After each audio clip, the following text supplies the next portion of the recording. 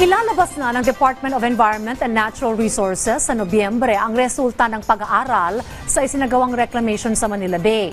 Nagpaliwanag din si DNR Secretary Maria Antonia Yulo Loizaga sa Senado na gumagawa rin sila ng paraan para mapanatiling maayos ang proyekto.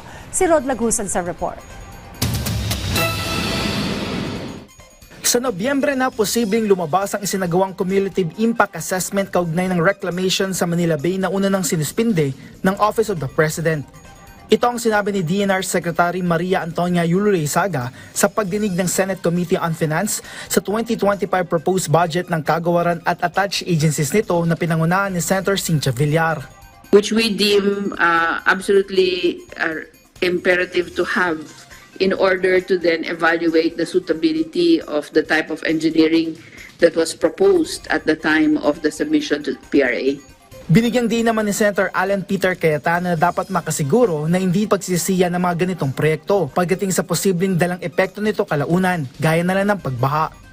And at the end of the day, Madam Chair, Mr. Senator, adaptive environmental governance needs to be driven by the science that is available and that is projected into the future because of the different changes we expect.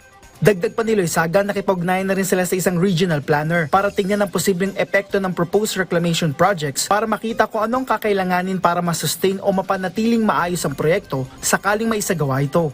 Be producing a 3D visualization of the potential impact so it can be shown to the decision making as well as to the communities concerned.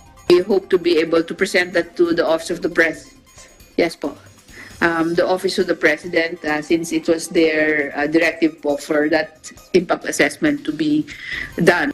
Anya mula dito, ang Office of the President na ang magdedesisyon sa susunod na gagawin. Dagdag ni Loizaga, pagdating sa pagpaplano ay parehong tinitingnan ang normal at extreme scenarios. Rod Lagusad, para sa Pambansang TV, sa Bagong Pilipinas.